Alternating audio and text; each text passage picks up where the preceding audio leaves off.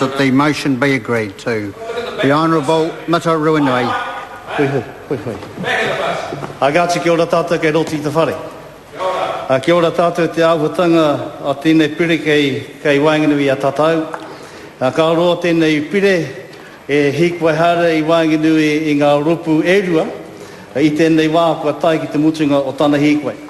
Ki mate hia mai ngā tau kumekume pānei ki tēnei pire i raro i te mini te Maori i roto i te kāwanatanga repa.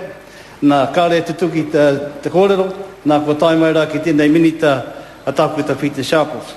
Koe no te āhua nei, kua ea tāna ngā kōrero katoe pāna ki te pirene. Mr. Speaker, in the absence of the Minister of Māori Affairs, can I acknowledge the contribution of the Associate Minister of Māori Affairs in regard to the Māori Purposes Bill 2010.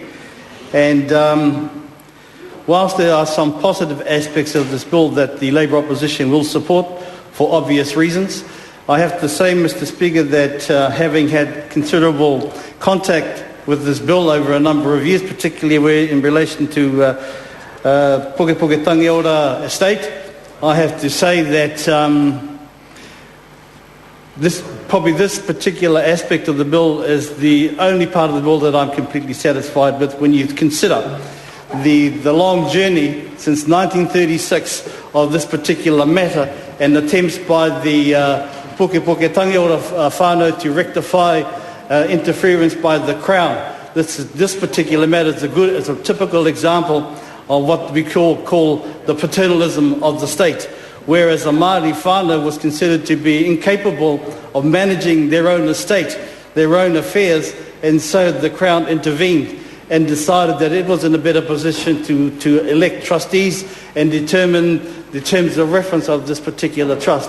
Now, I've got to have to say that the Minister, the Honourable Dr. Peter Sharples, did a very, very good job in actually bringing this matter to a close.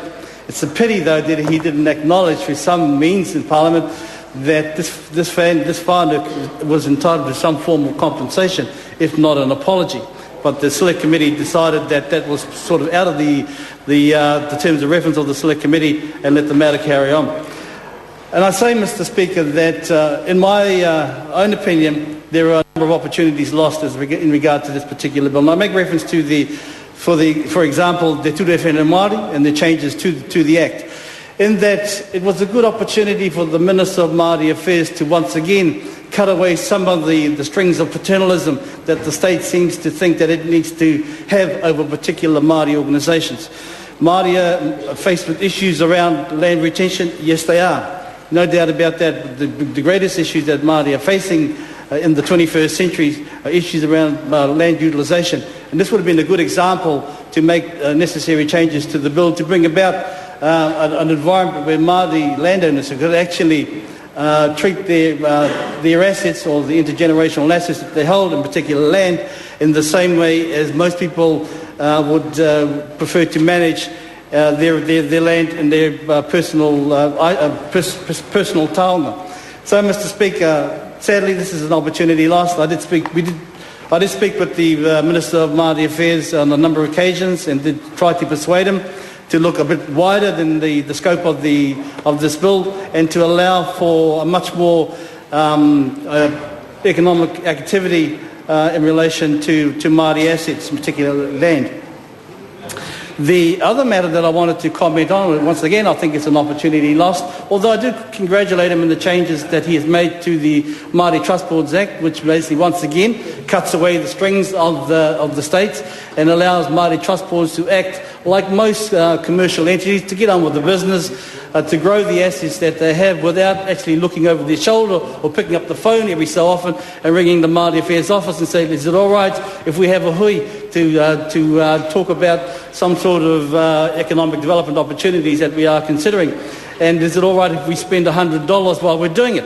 You know, that's how ridiculous it gets, and you cannot expect trust boards to be serious commercial entities when you have these types of strings attached. And I've been told that it's almost ko pau te wāhi aho. And so, Mr. Speaker, maybe sometime in the near future, the next Māori Minister of Māori Affairs, Hopefully he's in Cabinet, not outside of Cabinet, and makes some robust decisions about the future of Māoridom and gets on and allows Māori organisations to get on with the business. There are very few trust boards actually remaining in existence that haven't been overhauled at one time or another, and this would have been an opportunity to allow them all to go through that process and be considered serious economic development entities in the Te Ao Māori. So, Mr. Speaker, congratulations in part to the Minister, but certainly acknowledgement to the Associate Minister of Māori Affairs, who is here this evening, representing the Minister of Māori Affairs, and speaking to this particular piece of legislation. And I know that she has had very little contact with it through the Māori Affairs Select Committee process, so I think she's done very well regardless. So, kia ora. The Honourable Tauhanari.